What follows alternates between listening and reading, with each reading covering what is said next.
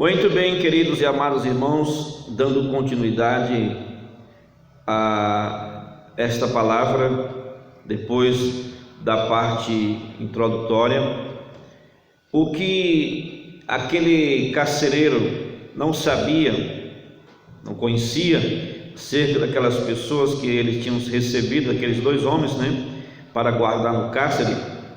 Uma das coisas é que aqueles dois presos eram homens de Deus.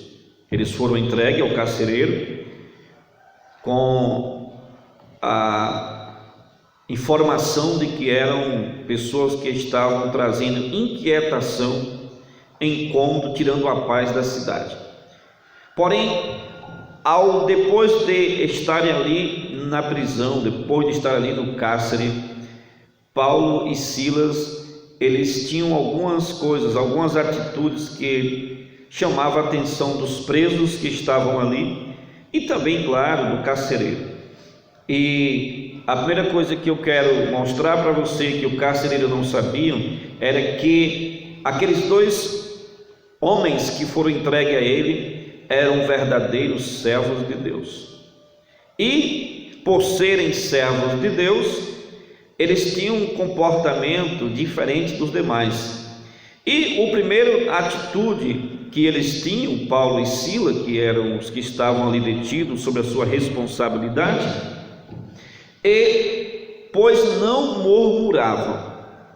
Eles dois, Paulo e Silas, mesmo estando na situação em que eles estavam vivendo, naquele momento, passando, eles não murmuravam.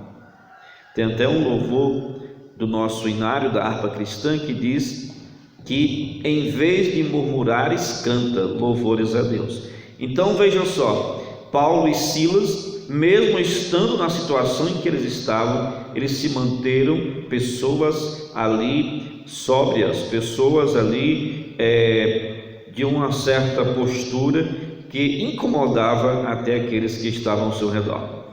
A segunda coisa dentro desse tópico 1, que nos chama a atenção, é que em meio a tudo aquilo que Paulo e Silas estavam vivenciando, por isso eles estavam, porque que eles eram diferentes, por isso eles oravam, aqueles dois presos não eram homens de Deus, porque além de não murmurar, eles tiveram um período de oração.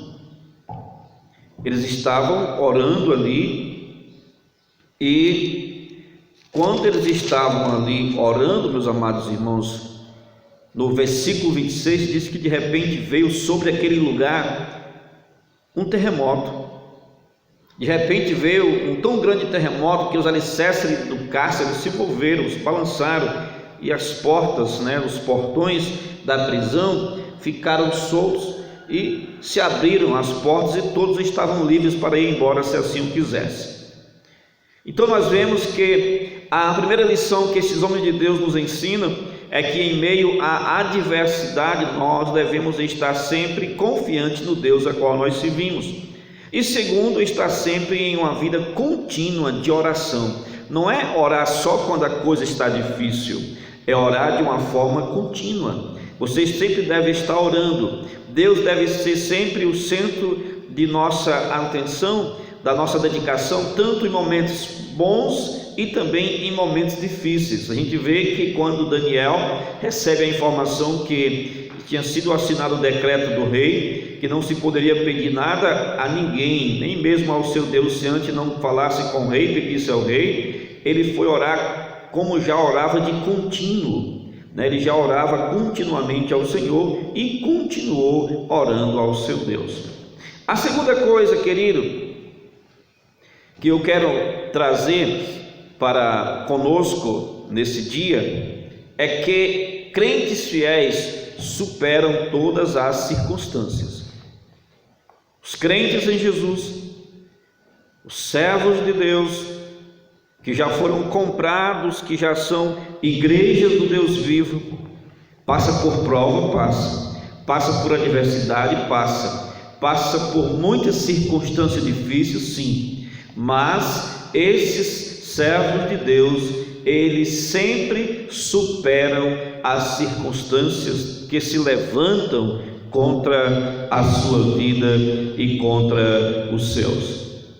E eu posso citar exemplo de muitos aqui, servos de Deus, que passaram por momentos, por circunstâncias que provaram a sua fé. Por exemplo, na saída do Egito, na direção do êxodo de Israel, em direção à terra prometida. O povo de Deus, quando estava no Egito, era um povo que estava debaixo de uma servidão, de uma escravidão. O povo agora clama a Deus, pede por misericórdia, e o gemido do povo chega diante do Senhor, e Deus levanta um homem para ser o líder da saída do povo do Egito em direção a Canaã, em direção à terra prometida. Porém, nesse trajeto, irmãos, surgiram muitos obstáculos, mas Deus levantou um líder, e esse líder, ele teve uma postura excelente, que fez a diferença no meio do povo de Israel. E uma das circunstâncias que Moisés vivenciou foi quando ele chegou diante do Mar Vermelho. Tu imagina, queridos, o povo saindo do Egito, vindo em direção à terra prometida, todo mundo com aquela alegria, com aquela euforia, com aquele contentamento, já não somos mais escravos. E agora sabe que Faraó está enviando o seu exército novamente para trazê-los ao Egito cativo. E agora eles estão diante de uma situação em que de um lado é montanhas, do outro montanhas, à frente o mar e atrás vem Faraó, querendo tirar o povo à força e voltar para a escravidão. E agora Moisés se coloca diante de Deus, e Deus fala para Moisés que siga, que marche, porque ele vai abrir o Mar Vermelho para o povo passar. Então está aí o povo diante de uma circunstância muito difícil, mas Deus fez um milagre na vida do povo de Israel. Eles venceram, superaram a circunstância que era o mar que estava diante da sua frente. E sem contar com isso, além de passarem pelo mar, eles viram seus inimigos também morrerem, todos submergidos, depois que o mar se fechou. Então, com isso, a gente vê que além de Deus dar vitória ao seu povo, ele também derrota o seu inimigo, ou os seus inimigos que se levantam contra ele. A segunda exemplo que eu posso mostrar para vocês, de um homem também, de um servo de Deus, de um jovem, caso de Daniel.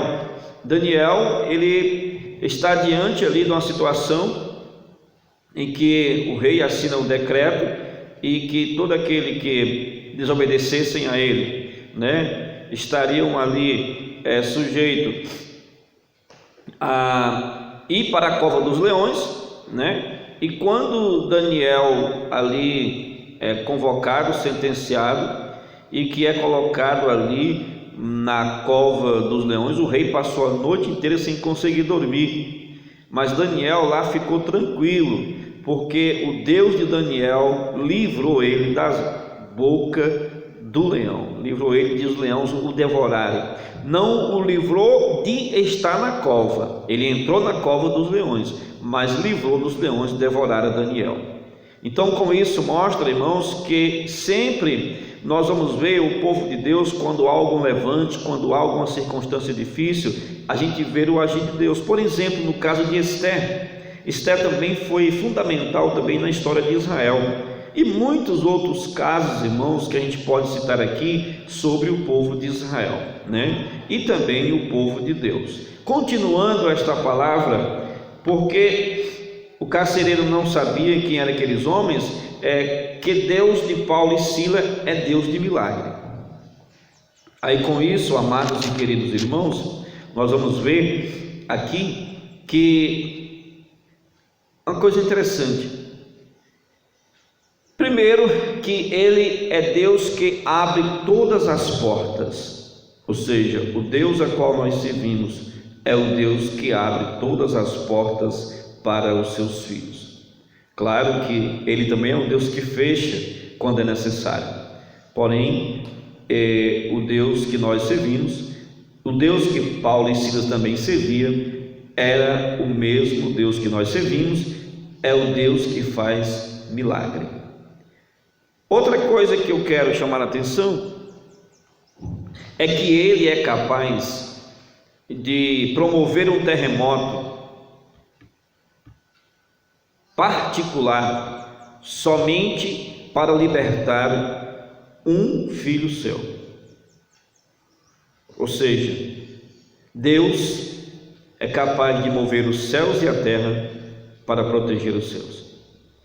E eu lembro-me que em Marcos capítulo de número 4, versículo 39, diz assim: e ele, levantando-se, repreendeu o vento e disse ao mar: cala-te, aquieta-te, e cessou o vento e fez grande bonança. Aí o versículo 41: e encheram-se de grande temor e dizia uns aos outros: que porventura é este, que até o vento e o mar lhe obedecem?